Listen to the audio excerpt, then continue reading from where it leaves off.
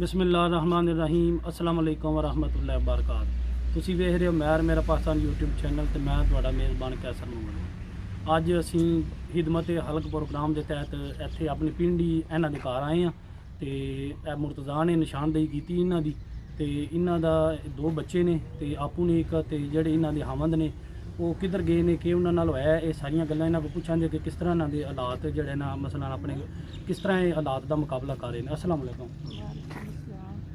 ते तुहाडे कितने बच्चे ने? दो बच्चे। ते घर दे तुहाडे कितना चीज पहले छड्ड के टूर गए तुहानू? 7 साल हो गए ने, कोई पता नहीं कितने आया मगर बगैर दसन दे टूर के कोई राबता नहीं? कोई रास्ता नहीं। ते ए किसी ने मैं तुहाडे को जेहड़ा अगे पूछया पहले तुसीं मैनूं दस्सिया किसी दी जगह ते एक कमरा उन्हां दित्ता कितना चीर हो गया जाते रहिंदे? अच्छा सन 2-3 साल हो गए। 2-3 साल हो गए। ते तुहाडी अपनी कोई जगह को मकान कोनी? कोई नहीं है। अच्छा तो ये कि उन्होंने आख्या वा इत्थे जिन्ना चिर मर्जी रह लो? जी हाँ, उन्होंने आख्या जिन्ना चिर दिले रह लो। तो किस तरह अपना टाइम पास पे करते हो? दो तुहाडे बच्चे ने ते तुसीं हो ते घर दा दारी गल खर्चा पूरे महीने का किस तरह चलाते हो? 2 घरां दे घर काम करनी है 6000 पता नहीं घर 3000 घर 3000 जी तो 6000 रुपये नाल ते तुहानू पता है अजकल दे जिस तरह के हालात जा रहे हैं महंगाई का दौर है तो 6000 रुपये नाल ते बहुत मुश्किल गुजारा होंदा है। तो कोई पिंड के बंदे आते हैं कोई मदद मदद करते हैं? कोई नहीं, इतने खास नहीं है, कदे कदे है रमजान विच। रमजान के अलावा इसका मतलब कोई बंदा नहीं आता? नहीं, कोई नहीं है। तो यह जो एक कमरा है ये खाते पकाते हो सारा कुछ अपना? जी हाँ, इसी दी कुछ गुजारा करना। तो जेडे तुहाडे हमद ने एक उन्होंने मसा गल बनी कि कोई नाराजगी उन्होंने होई ही क्यों टुर के? कोई पता नहीं है, सानू बारों बार ही जो हो जाए बस तुहानू दसन की बगैर ही छड्ड के टुर गए ने? जी हाँ, सानू दस बजे तो बगैर टुर। यह बच्चा तुहाडा ये छोटा हा मुशाके तुस टुर गए ने तुसीं वेखदे पे हो ते हाल हारी ने पे कहंदे ने साडे जेहड़े हमद ने वो जिसले बच्चा छोटा पैदा होया इन्हां को मैं अगे पुछया तो कहंदे ने 6 महीने दा तो छड्ड के टुर गए। उन्हें नहीं पता कित्थे ने कि उन्हां नाल बीती या कि होया जान के गए ने या किसी ने उन्होंने खड़िया लेकिन इन्हों तो मुश्किल पेश आई है बाद जिंदगी गुजारने में बहुत ज़्यादा इन्होंने मुश्किलात ने। 2 बच्चे ने तो आपू ने तो घर भी जमीन भी कोनी मकान भी कोनी तो इस अजकल के दौर में बहुत ज़्यादा जोड़ा ना औखा हो जाता गुजारा।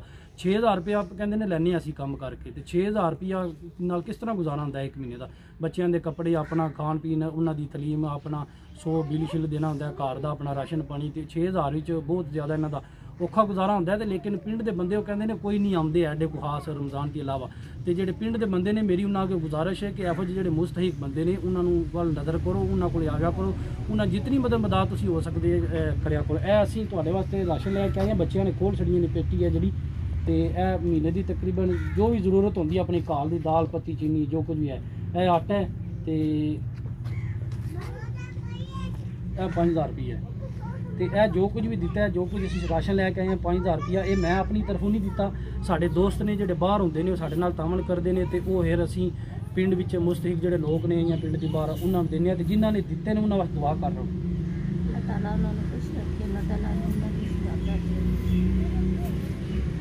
जितने भी भरा साढ़े नाल तामन कर रहे हैं खिदमत हलक प्रोग्राम सपोर्ट कर रहे हैं तो उन्होंने भरावां दे तामन नाल ही सारा कुछ निज़ाम चलता पे। असीं पिंड विच जाने सारे बंदियां को पता करने जोड़े मुस्तहिक बंदे होंगे ने तो फिर उन्होंने घर जाके पहले उन्होंने हालात वेखीदे ने तो फिर उस हिसाब नाल उन्होंने वास्ते राशन पानी का खर्चा लैके आने तो जितने भी भरा तामन कर रहे हैं उन्होंने बहुत बहुत शुक्रिया। जेकर तुसीं साडे नाल तामन करना चाहते हो अपना सदका खैरात भेजना चाहते हो यह स्क्रीन पर तुहानूं नंबर नज़र आ रहा नोट करके तो साडे नाल रब्ता कर सकते हो तो अपना सदका खैरात भेज सकते हो। तो इस वीडियो नाल मनू दवो इजाज़त अपना बहुत ज़्यादा ख्याल रखना। अल्लाह हाफिज़। पाकिस्तान जिंदाबाद।